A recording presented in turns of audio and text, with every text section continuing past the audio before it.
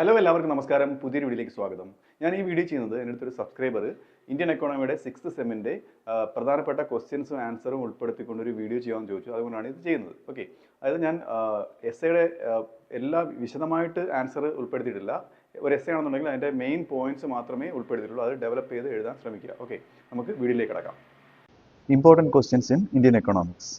നമുക്ക് ആദ്യം short questions നോക്കാം. ആദ്യത്തേത് വാട്ട് ഈസ് ഇമ്പോർട്ട് സബ്സ്റ്റിറ്റ്യൂഷൻ എന്നുള്ളതാണ്. ഇമ്പോർട്ട് സബ്സ്റ്റിറ്റ്യൂഷൻ എന്ന് പറയുന്നത് import substitution is a strategy to reduce imports by producing goods domestically. അതായത് ഇമ്പോർട്ട് ചെയ്യുന്നതിന് പകരം നമ്മുടെ രാജ്യത്ത് തന്നെ ആ ഇമ്പോർട്ട് ചെയ്യേണ്ട ആ ഉൽപ്പന്നം ഉണ്ടാക്കി സപ്ലൈ ചെയ്യുന്നതിനെയാണ് എന്ന് പറയുന്നത് ഇമ്പോർട്ട് സബ്സ്റ്റിറ്റ്യൂഷൻ എന്ന് പറയുന്നത്.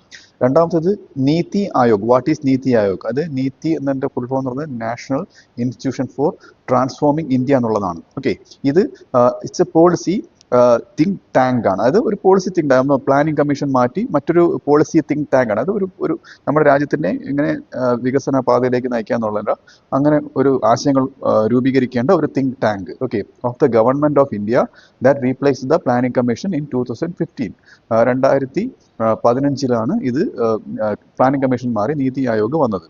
ഓക്കെ, അടുത്തത് ഡിഫൈൻ ഡിസ്ഗൈസ്ഡ് അൺഎംപ്ലോയ്മെന്റ്. ഡിസ്ഗൈസ്ഡ് എന്ന് വെച്ചാൽ മറഞ്ഞിരിക്കുന്ന, ഒളിഞ്ഞിരിക്കുന്ന അൺഎംപ്ലോയ്മെന്റ് എന്നാണ്. It is A situation where more workers are employed than required. അതായത് ആവശ്യത്തിലധികം ആൾക്കാർ വർക്ക് ചെയ്യുന്ന ഒരു സിറ്റുവേഷൻ്റെ, ഒരു തൊഴിലിടത്തിൽ ആവശ്യത്തിലധികം ആൾക്കാർ വർക്ക് ചെയ്യുന്ന ഒരു സിറ്റുവേഷനാണ് ഡിസ്ഗൈസ്ഡ് അൺഎംപ്ലോയ്മെന്റ് എന്ന് പറയുന്നത്. With zero marginal productivity. അവർ അധികമായിട്ട്, മാർജിനൽ എന്ന് വെച്ചാൽ അധികമായിട്ട് ഒന്നും ഉൽപ്പാദിപ്പിക്കുന്നില്ല. അതായത് ഇപ്പോൾ ഒരു കൃഷിയിടത്തിലാണ് ഇത് കൂടുതലായിട്ട് കണ്ടുവരുന്നത്. ഇപ്പോൾ 15 പേര് വേണ്ടിയെടുത്ത് 20 പേര് വർക്ക് ചെയ്യുന്നു. ഓക്കെ, അത് അവർ എക്സ്ട്രാ ഒന്നും ഉൽപ്പാദിപ്പിക്കുന്നില്ല. അപ്പോൾ ഈ എക്സ്ട്രാ 5 പേര് പിന്നെ എംപ്ലോയിഡ് നോക്കുമ്പോൾ അവർ തൊഴിൽ ചെയ്യുന്നുണ്ട്, പക്ഷേ അവർ മറഞ്ഞിരിക്കുന്ന അൺഎംപ്ലോയ്മെന്റ് അനുഭവിക്കുന്നവരാണ്. അതായത് അവർ കൂടുതലായിട്ട് ഈ 15 പേര് ഉണ്ടാക്കുന്നത് തന്നെയാണ് ഈ 20 പേര് ചേർന്ന് ഉണ്ടാക്കുന്നത്. ഔട്ട്പുട്ട് സെയിം ആണ്. ഓക്കെ, ഇങ്ങനൊരു സിറ്റുവേഷനാണിത്. അടുത്തെന്ന് പറയുന്നത് what is informalisation of work force. അത് വർക്ക് ഫോഴ്സിൻ്റെ ഇൻഫോർമലൈസേഷൻ എന്താണെന്നാണ് അടുത്ത ക്വസ്റ്റ്യൻ എന്ന് പറയുന്നത്. അതായത് it refers to the increase in workers employed in informal or unorganised sector. അതായത് അൺഓർഗനൈസ്ഡ് സെക്ടറിൽ വർക്കേഴ്സിൻ്റെ എണ്ണം കൂടുന്നതിനെയാണ് ഇൻഫോർമലൈസേഷൻ എന്ന് പറയുന്നത്. അതായത് ഈ അൺഓർഗനൈസ്ഡ് സെക്ടറിൽ ജോബ് സെക്യൂരിറ്റി ഉണ്ടാവില്ല. വിത്തൗട്ട് ജോബ് സെക്യൂരിറ്റിയാണ് അവർ വർക്ക് ചെയ്യുന്നത്. അതായത് ഇപ്പോൾ ഒരു ബാങ്കിങ് സെക്ടർ എന്ന് പറയുന്നത് ഒരു ഓർഗനൈസ്ഡ് സെക്ടറാണ്. ഇപ്പോൾ ഒരു എംപ്ലോയറുടെ കീഴിൽ കൃത്യമായിട്ടുള്ള ഒരു മാസശമ്പളത്തിൽ വർക്ക് ചെയ്യുന്നത് ഓർഗനൈസ്ഡ് സെക്ടർ. എന്നാൽ ഇപ്പോൾ ഒരു ഇഷ്ടിക ചൂളയിൽ പണിയെടുത്തു കഴിഞ്ഞാൽ അവർ ജോബ് സെക്യൂരിറ്റി ഇല്ല. അവർക്ക് ഇപ്പോൾ മേശൻ പണിയൊക്കെ എന്താണ്, ഇപ്പോൾ അൺഓർഗനൈസ്ഡ് സെക്ടറാണ്. അവർക്കിപ്പം ഒരു ജോബ് സെക്യൂരിറ്റി ഒന്നുമില്ല. ഓക്കെ, അപ്പോൾ ഇങ്ങനെ ഒരു സെക്ടറിലേക്ക് ഈ ഫോർമലൈസിൽ നിന്നും ഒരു അൺഓർഗനൈസ്ഡ് സെക്ടറിലേക്ക് പോകുന്നതിനെയാണ് ഇൻഫോർമലൈസേഷൻ എന്ന് പറയുന്നത്. ഓക്കെ, അടുത്തത് വാട്ട് ഈസ് ഡെമോഗ്രഫിക് ട്രാൻസിഷൻ. അത് ഡെമോഗ്രഫി എന്ന് പറയുന്നത് സ്റ്റഡി ഓഫ് പോപ്പുലേഷൻ ആണ് ഡെമോഗ്രഫി എന്ന് പറയുന്നത്. ഓക്കെ, അപ്പോൾ അതിൻ്റെ ഒരു ട്രാൻസിഷനാണ് ഈ ഡെമോഗ്രഫിക് ട്രാൻസിഷൻ എന്ന് പറയുന്നത്. അതായത് it is the shift from high birth and death rate. അതായത് ഒരു സമയത്ത് ഇന്ത്യയിൽ ഹൈ ബർത്ത് റേറ്റും ഹൈ ഡെത്ത് റേറ്റും ഉണ്ടായിരുന്നു. അതായത് എന്ന് വെച്ച് കഴിഞ്ഞാൽ ഇപ്പം ഇന്ത്യ ഇപ്പം 1921 ആ ഒരു വർഷത്തെയാണ് ഇയർ ഓഫ് ഗ്രേറ്റ് ഡിവൈഡ് എന്ന് പറയുന്നത്. അത് ഫസ്റ്റ് ഡെമോഗ്രഫിക് ട്രാൻസിഷനിൽ നിന്ന് സെക്കൻഡ് ഡെമോഗ്രഫിക് ട്രാൻസിഷനിലേക്ക് കയറിയ ഒരു വർഷമാണ് ഈ 1921 എന്ന് പറയുന്നത്. ഓക്കെ, അതുകൊണ്ടാണ് ഇങ്ങനൊരു പേരിൽ അറിയപ്പെടുന്നത്. അതായത് ആദ്യത്തെ ഫസ്റ്റ് സ്റ്റേജ് എന്ന് വെച്ചാൽ ബർത്ത് റേറ്റും ഡെത്ത് റേറ്റും ഒരുപോലെ ഹൈ ആയിരുന്നു. ഒരുപാട് ആൾക്കാർ ജനിക്കുന്നു, ഒരുപാട് ആൾക്കാർ മരിക്കുന്നു. രണ്ടാമത്തെ സ്റ്റേജിൽ എന്ന് പറയുന്നത് ഇത് മെഡിസിൻസായി കണ്ടുപിടിച്ചപ്പോഴത്തേക്ക് ഡെത്ത് റേറ്റ് കുറഞ്ഞു, എന്നാൽ ബർത്ത് റേറ്റ് കൂടി തന്നെ നിന്നു. ഓക്കെ, എന്നാൽ മൂന്നാമത്തെ സ്റ്റേജ് എന്ന് പറയുന്നത് ബർത്ത് റേറ്റും ഡെത്ത് റേറ്റും ഒരുപോലെ കുറയുന്ന ആ ഒരു റേറ്റ്, നിരക്ക് കുറയുന്ന ഒരു സ്റ്റേജാണ് മൂന്നാമത്തെ സ്റ്റേജ്. അപ്പോൾ ഈ ഒരു ട്രാൻസിഷൻ ഒരു ഘട്ടത്തിൽ നിന്ന് മറ്റൊരു ഘട്ടത്തിലേക്ക് കടക്കുന്നതിനെയാണ് ഡെമോഗ്രഫിക് ട്രാൻസിഷൻ എന്ന് പറയുന്നത്. ഓക്കെ, ജനസംഖ്യയുടെ ആ ഒരു ട്രാൻസിഷൻ സ്റ്റേജാണിത്. ഓക്കെ, അതാണ് പറയുന്നത് it is a shift from high birth and death rates to low birth and death rates in an economy. Okay, high birth rate death റേറ്റിൽ നിന്നും ലോ ബർത്ത് ആൻഡ് ഡെത്ത് റേറ്റിലേക്ക് മാറുന്ന ആ ഒരു ഷിഫ്റ്റിനെയാണ് ഇതെന്ന് പറയുന്നത്. അടുത്തത് ഷോർട്ട് ആൻസർ ക്വസ്റ്റ്യൻസ് ആണ്. അതായത് 3 മുതൽ 5 മാർക്ക് വരെ ചോദിച്ചു കഴിഞ്ഞാൽ ഇങ്ങനെ, അതായത് ഞാൻ ഇൻക്ലൂഡ് ചെയ്യുന്നത് മെയിനായിട്ടുള്ള ആ പോയിന്റുകൾ മാത്രമാണ് ഇൻക്ലൂഡ് ചെയ്യുന്നത്. നിങ്ങളത് കുറച്ചുകൂടെ ഡെവലപ്പ് ചെയ്ത് ഡീറ്റെയിൽ ആയി എഴുതി കൊടുക്കണം. ഓക്കെ, അതായത് ആദ്യത്തെ ക്വസ്റ്റ്യൻ എന്ന് പറയുന്നത് റോൾ ഓഫ് നീതി ആയോഗ്. നേരത്തെ നീതി ആയോഗ് എന്താണെന്ന് പറഞ്ഞിരുന്നു. ഇനി നമുക്ക് അതിൻ്റെ റോൾസ് നോക്കാം. ഓക്കെ, അതായത് ഒന്നാമത്തേന്ന് പറയുന്നത് പ്രൊമോട്ട്സ് കോഓപ്പറേറ്റീവ് ഫെഡറലിസം, സഹകരണം. അതായത് സംസ്ഥാനങ്ങൾ തമ്മിൽ ഒരു കോഓപ്പറേഷൻ കൊണ്ടുവരിക. അടുത്തത് policy formulation and strategic planning. അതായത് ഞാൻ പ്ലാനിങ് കമ്മീഷൻ മാറ്റിയിട്ടാണല്ലോ ഈ നീതി ആയോഗ് വന്നത്. അപ്പോൾ രാജ്യത്തിന്റെ വികസനത്തിന് വേണ്ടിയിട്ടുള്ള പ്ലാനുകൾ തയ്യാറാക്കേണ്ട ധർമ്മവും ഈ നീതി ആയോഗിനുണ്ട്. അടുത്തത് മോണിറ്ററിങ് ഗവൺമെന്റ് സ്കീംസ്. ഗവൺമെന്റ് കൊണ്ടുവരുന്ന ഓരോ സ്കീംസ്, ഇപ്പം പോവർട്ടി ഇറാഡിക്കേഷന് വേണ്ടി കൊണ്ടുവരുന്ന സ്കീംസ്, ഇപ്പം എംപ്ലോയ്മെന്റ് ജനറേഷന് വേണ്ടി കൊണ്ടുവരുന്ന സ്കീംസ് ഈ സ്കീംസ് ഒക്കെ മോണിറ്റർ ചെയ്ത് കൃത്യമായിട്ട് നടപ്പിലാക്കുന്നു എന്ന് ഉറപ്പുവരുത്തുന്നതും ആരുടെ ധർമ്മമാണ്? നീതി ആയോഗിന്റെ ജോലിയാണ്. അടുത്തത് encourages innovation and sustainable development. അതായത് ഇന്നൊവേഷൻ, പുതിയ പുതിയ കണ്ടെത്തലുകൾ, അതായത് രാജ്യത്തിന്റെ വികസനത്തിന് വേണ്ടിയിട്ടുള്ള ടെക്നോളജികൾ കണ്ടെത്തുക. പിന്നെ സസ്റ്റൈനബിൾ ഡെവലപ്മെന്റ് അതറിയാലോ, അതായത് ഇപ്പോഴത്തെ ജനറേഷൻ, ഫ്യൂച്ചർ ജനറേഷന് വേണ്ടിയിട്ടും കൂടെ അവർക്ക് ഉപയോഗിക്കാൻ തക്ക രീതിയിലും കൂടെ നമുക്ക് ഇപ്പോഴത്തെ റിസോഴ്സ് യൂട്ടിലൈസ് ചെയ്യുന്ന രീതി, അതായത് നമ്മൾ എൻവയോൺമെന്റ് പൊല്യൂട്ട് ആക്കാതെ ഒരു ലോങ് ടേം ആയിട്ടുള്ള ഒരു ഗ്രോത്ത് അച്ചീവ് ചെയ്യുന്ന രീതിയാണ് ഈ സസ്റ്റൈനബിൾ ഡെവലപ്മെന്റ് എന്ന് പറയുന്നത്. ഓക്കെ, അപ്പോൾ ഇതൊക്കെ ഉറപ്പുവരുത്തേണ്ടതും നീതി ആയോഗിന്റെ ചുമതലയാണ്. അടുത്തത് പ്രോബ്ലംസ് ഓഫ് ഇന്ത്യൻ അഗ്രികൾച്ചർ ആണ്. അതായത് ഇന്ത്യൻ അഗ്രികൾച്ചർ നേരിടുന്ന പ്രധാന പ്രശ്നങ്ങൾ. അതിൽ ആദ്യത്തേത് ലോ പ്രൊഡക്ടിവിറ്റിയാണ്. പ്രൊഡക്ടിവിറ്റി വളരെ കുറവാണ് എന്നുള്ളതാണ് പ്രധാന പ്രശ്നം. രണ്ടാമത്തത് ഡിപ്പെൻഡൻസ് ഓൺ മൺസൂണിനെ ആശ്രയിച്ചാണ് ഇന്ത്യ കൃഷി ചെയ്യുന്നത്. അതായത് ഇറിഗേഷൻ ഫെസിലിറ്റീസ് പ്രോപ്പറായിട്ട്, അത് ജലസേചനം കൃത്യമായിട്ട് എത്തുന്നില്ല. എപ്പോഴും മഴയെ ആശ്രയിച്ചുള്ള കൃഷി അവലംബിക്കുന്നത് മറ്റൊരു പ്രശ്നമാണ് ഇന്ത്യൻ അഗ്രികൾച്ചറിൻ്റെത്. അടുത്തത് ഫ്രാഗ്മെന്റഡ് ലാൻഡ് ഹോൾഡിംഗ് ആണ്. അത് ചിന്നി ചിതറി കിടക്കുന്ന, പിന്നെ എല്ലാം കൺസോളിഡേറ്റ് ആയിട്ടുള്ള ഒരു ലാൻഡ് ആണെന്നുണ്ടെങ്കിൽ ഇപ്പം എന്ത് ചെയ്യാം, ഒരു ഗ്രൂപ്പായിട്ടുള്ള ഒരു കൃഷി അവലംബിക്കാം. അപ്പോൾ ചിതറി കിടക്കുന്ന ഒരു ലാൻഡ് ഹോൾഡിംഗ് ആകുമ്പോഴത്തേക്ക് കറക്റ്റ് ആയിട്ടുള്ള ഒരു നല്ല രീതിയിലുള്ള ഒരു അഗ്രികൾച്ചർ ഔട്ട്പുട്ട് പ്രൊഡ്യൂസ് ചെയ്യാൻ പറ്റാതെ വരും. അടുത്തത് ലാക്ക് ഓഫ് മോഡേൺ ടെക്നോളജിയാണ്. പുത്തൻ ടെക്നോളജി കൃഷി രംഗത്ത് അവലംബിക്കാൻ പറ്റാത്തത് ഒരു കാരണമാണ്. പുവർ ഇറിഗേഷൻ ഫെസിലിറ്റീസ്, നേരത്തെ പറഞ്ഞ പോലെ മൺസൂണിനെ മാത്രം ആശ്രയിക്കുന്നു, നല്ല രീതിയിലുള്ള ജലസേചന സൗകര്യം ഇല്ലാത്തതും പ്രശ്നമാണ്. ഇതൊക്കെ ഇന്ത്യൻ അഗ്രികൾച്ചറിന്റെ പ്രധാനപ്പെട്ട പ്രശ്നങ്ങളാണ്. അടുത്ത 3 to 5 മാർക്സിന് ചോദിക്കാൻ സാധ്യതയുള്ള മറ്റൊരു ക്വസ്റ്റ്യൻ ആണ് റോൾ ഓഫ് MSME സെക്ടർ എന്ന് പറയും. അതായത് മൈക്രോ സ്മാൾ ആൻഡ് മീഡിയം എന്റർപ്രൈസസിനെയാണ് ഈ MSME എന്ന് പറയുന്നത്. ഓക്കെ, ഇങ്ങനെയുള്ള ഈ സെക്ടർ ഇന്ത്യയിൽ ഒരുപാടുണ്ട്. അപ്പോൾ ഇതിന്റെ റോള്, ഇതെന്താണ് ഈ MSMEs ഇന്ത്യൻ എക്കണോമിയിൽ എന്ത് പങ്കാണ് വഹിക്കുന്നത്? ഒന്നാമത്തത് ജനറേറ്റ്സ് എംപ്ലോയ്മെന്റ്, തൊഴിലവസരങ്ങൾ സൃഷ്ടിക്കുന്നതാണ് ആദ്യത്തേത്. അടുത്തത് പ്രൊമോട്ട്സ് എക്സ്പോർട്ട്, ഒരുപാട് ഈ ചെറുകിട വ്യവസായങ്ങളിൽ നിന്ന് ഒരുപാട് കയറ്റുമതി വരുന്നുണ്ട്. ഓക്കെ, അത് മറ്റൊരു പങ്കാണ്, ഇത് നിർവഹിക്കുന്ന മറ്റൊരു പങ്കാണ്. അടുത്തത് എൻകറേജസ് എന്റർപ്രണർഷിപ്പ്. എന്റർപ്രണർഷിപ്പ് എന്ന് വെച്ചാൽ അറിയാലോ, അതായത് പുതിയ സംരംഭകരെ, അതായത് പുതിയ ബിസിനസ് ചെയ്യാൻ സ്വന്തമായിട്ട് മുതൽ മുടക്കി ബിസിനസ് ചെയ്യാൻ ചെയ്യുന്ന ആൾക്കാരാണ് ഈ എന്റർപ്രണർഷിപ്പ് എന്ന് പറയുന്നത്. അപ്പോൾ അവർ മുന്നോട്ട് വരും. അടുത്തത് ബാലൻസ്ഡ് റീജിയണൽ ഡെവലപ്മെന്റ്, അതായത് പ്രാദേശികമായിട്ടുള്ള ബാലൻസ്ഡ് ആയിട്ടുള്ള ഒരു ഡെവലപ്മെന്റ് കൊണ്ടുവരും. ഇതൊക്കെയാണ് ഇതിന്റെ ഈ പങ്കെന്ന് പറയുന്നത്. അടുത്തെന്ന് പറയുന്നത് MNREGA as unemployment programme. Okay, MNREGA എന്ന് വെച്ചാൽ Mahatma Gandhi national rural employment guarantee act ആണ്. ഓക്കെ, അപ്പം ഇത് എങ്ങനെയാണ് ഇതിന്റെ വർക്കിംഗ് എന്ന് പറയുന്നത്? അതായത് it provides 100 days of wage employment, minimum 100 ദിവസമെങ്കിലും ശമ്പളത്തോടു കൂടി തൊഴിൽ ഉറപ്പാക്കുക എന്നുള്ളൊരു പദ്ധതിയാണിത്.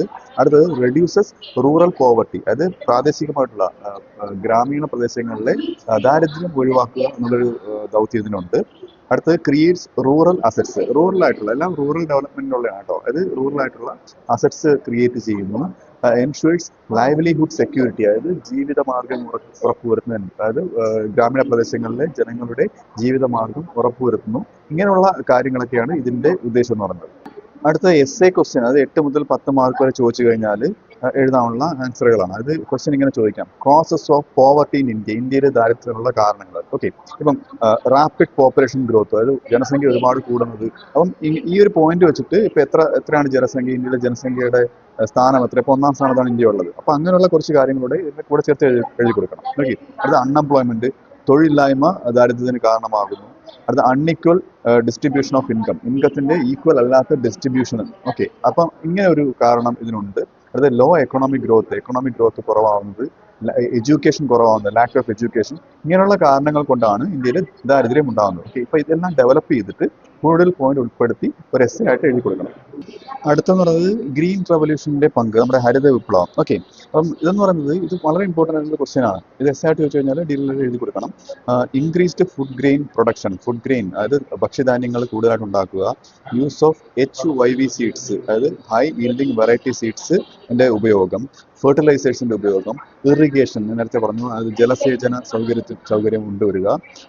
ഇതൊക്കെ എൻ്റെ റോളാണ്. അടുത്ത് പറയുന്നത് അച്ചീവ്ഡ് ഫുഡ് സെക്യൂരിറ്റി, ഭക്ഷ്യ സുരക്ഷ ഉറപ്പുവരുത്തണം. ഓക്കെ, അത് ആരും ഈ കൃഷി വിഭവങ്ങളില്ലാതെ, കാർഷിക വിളകളില്ലാതെ പട്ടിണി കിടക്കരുത് എന്നുള്ള ഒരു വിഷയം ഉണ്ടായിരുന്നു. But cost, regional inequality and എൻവയോൺമെന്റൽ ഇഷ്യൂസ്. അപ്പോൾ എന്നാൽ ഇത് റീജിയനായിട്ടുള്ള ഇൻഇക്വാളിറ്റി, അസമത്വങ്ങൾ കാരണമാവുകയും പ്രാദേശികമായിട്ടുള്ള, അത് എൻവയോൺമെന്റൽ ആയിട്ടുള്ള ഇഷ്യൂസിന് കാരണമാവുകയും ചെയ്തു. അത് ഉദാഹരണം, ഇപ്പം കൂടുതൽ കെമിക്കൽ ഫെർട്ടിലൈസേഴ്സ് ഉപയോഗിച്ചപ്പോഴത്തേക്ക് നമ്മുടെ മണ്ണിന്റെ ഫലഭൂഷ്ടി നഷ്ടപ്പെട്ടു. അങ്ങനെയുള്ള പ്രശ്നങ്ങളൊക്കെ അതിനുണ്ടായി. ഓക്കെ, അതെല്ലാം ചേർത്ത് എഴുതി കൊടുക്കണം. അടുത്തത് industrial policy 1991 features. 1991 India industrial policy കൊണ്ടുവന്നിരുന്നു. അതിന്റെ പ്രത്യേകതകൾ ഓക്കെ, അത് ഏറ്റവും പ്രധാനപ്പെട്ടതാണ് ഈ LPG എന്ന് പറയും, ലിബറലൈസേഷൻ, പ്രൈവറ്റൈസേഷൻ, ഗ്ലോബലൈസേഷൻ.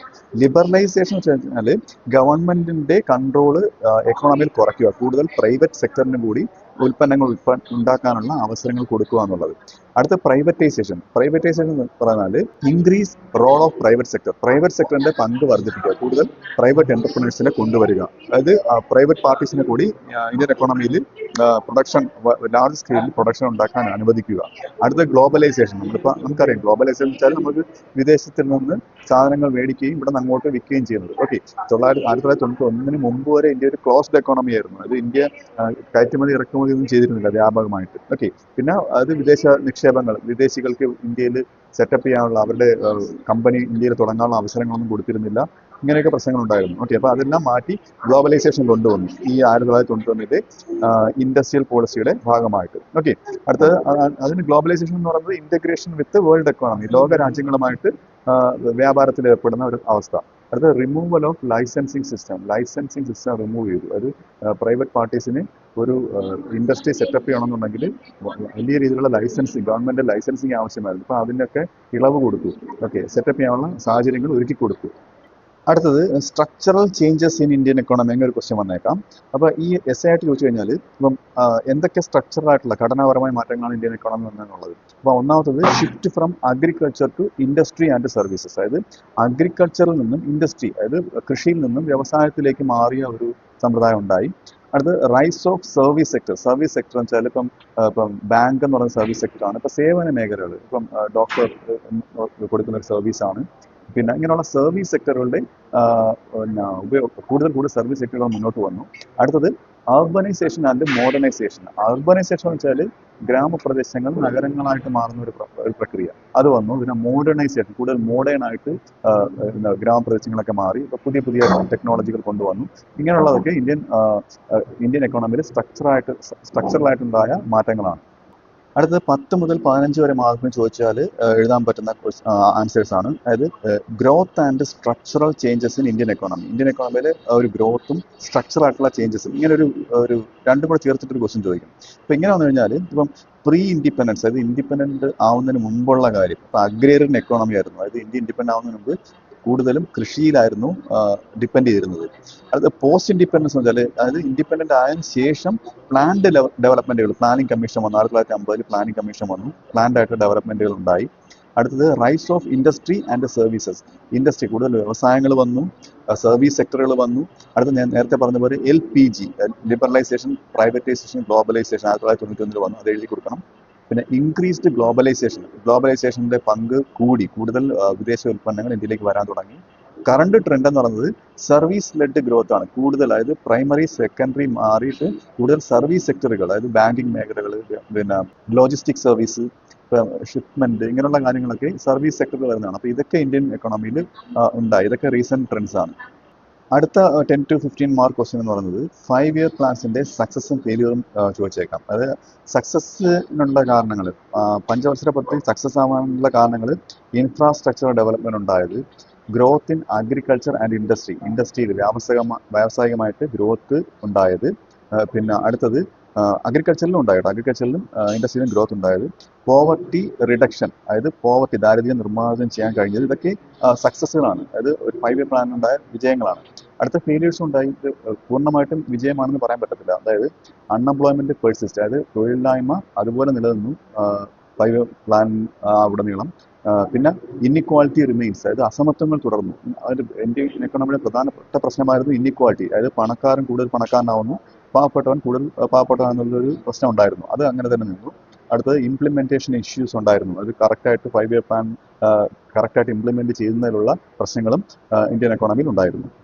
അടുത്തെന്ന് പറയുന്നത് കേരള മോഡൽ ഓഫ് ഡെവലപ്മെന്റ് ആണ്. അപ്പോൾ ഇങ്ങനെ ക്വസ്റ്റ്യൻ ചോദിച്ചു കഴിഞ്ഞാൽ പിന്നെ ഫീച്ചേഴ്സ് എന്ന് പറയുന്നത് high literacy, Kerala model of development high literacy, നല്ല സാക്ഷരത ഉണ്ടായി.